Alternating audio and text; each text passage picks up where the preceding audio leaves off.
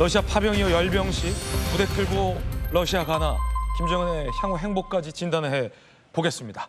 자, 일단 러시아의 주요 관계자들이 북한을 찾았습니다. 러시아 군사대표단 안드레이 벨로우소프 국방장관, 알렉세이 크리보르치콜러 국방차관 등이 군사대표단을 이끌고 북한을 찾았습니다. 주권, 영토 수여하려는 러시아의 정책을 변함없이 지지한다라며 김정은이 매우 흡족해하는 반응까지 보였고요. 추가 파병, 무기 지원 등의 논의 가능성이 있습니다. 우리로선 러시아 국방장차관이 김정은을 만난 이 만남 상당히 좀 경계해야 할 필요가 있습니다. 도움 말씀 주실 합참 공보실장을 역임한 엄혜식 전 대령 모셨습니다. 엄 대령님 어서 오세요. 우리로서 좀 경계해야 할 장면이 이 장면인데 러시아 국방장차관이 북한을 찾아서 김정은을 만났어요. 어떤 얘기를 나누는지가 조금 우려스럽습니다. 몇 가지 좀 시나리오도 있을 것 같고 어떻게 전망하십니까? 지금 러시아 입장에서 가장 필요로 하는 것은 병력, 그리고 무기 체계, 그리고 국제사회의 지지 아니겠습니까?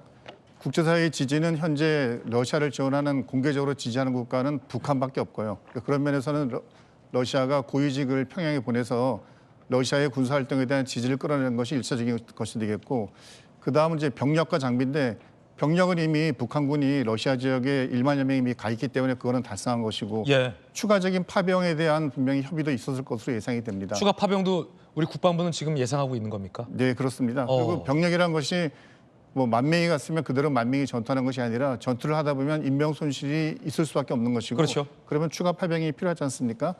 그리고 그다음은 무기 체계들인데요. 지금 러시아 우크라이나 전쟁에서 가장 역할을 많이 하는 것들이 포병 무기들과 포병 탄들이거든요.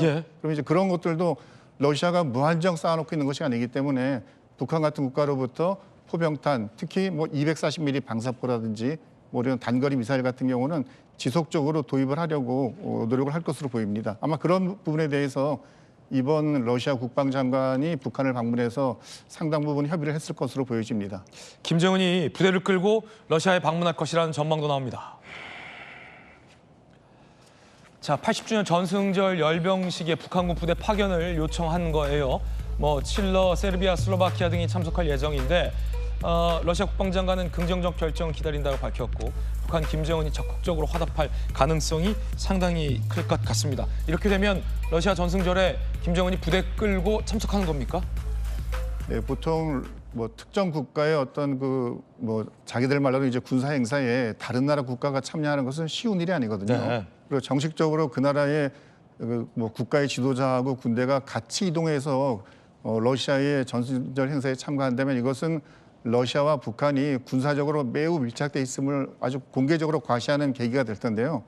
근데 보통 이제 내년에 만약 김정은이 가게 된다면 5월에 있는 러시아 전승절 행사 또는 내년 2월 달에 러시아 우크라이나 전쟁 뭐 3주년 뭐 이런 시기를 다들 고려하고 있는데 근데 역시 중요한 것은 내년 1월 달에 취임하는 미국 트럼프 대통령이 이 러시아 우크라이나 전쟁에서 어떤 입장을 취할 것인가, 그리고 북한에 대해서 공식적으로 어떻게 향후 북한과의 관계를 이끌어 나갈 것인지에 대해서 트럼프가 어떤 내용으로 밝히냐에 따라서 김정은이 모스크바를 부대를 이끌고 방문할지 안 할지는 그 이후에 결정이 될 것으로 예상이 됩니다.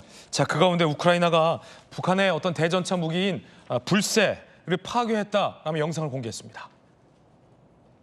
깜깜한 밤 드론에 장갑차 한 대가 포착됩니다. 자, 잠시 뒤 화염이 피어오르고 파편이 날아갑니다. 우크라이나 제3돌격여단이 공식 SNS 계정에 게시한 영상입니다. 하르키우 지역에서 무인기를 이용해 공중 순찰을 하던 중 북한의 대전차 불새를 발견해 타격했다고 주장한 겁니다. 불새는 전차와 장갑차를 파괴하는 대전차 미사일로 영상 속 장갑차 안에 탑재된 걸로 추정이 되고 있습니다. 북한은 러시아제 대전차 미사일을 복제한 뒤 꾸준히 성능을 개량해 왔는데요. 러시아가 불새를 전쟁에 사용하고 있다는 건 지난 7월 처음 알려진 바 있습니다. 이후 우리 국정원도 우크라이나 국방정보총국이 전장에서 수거한 무기를 검토한 결과 북한의 불새 지원 사실을 공식 확인하기도 했습니다.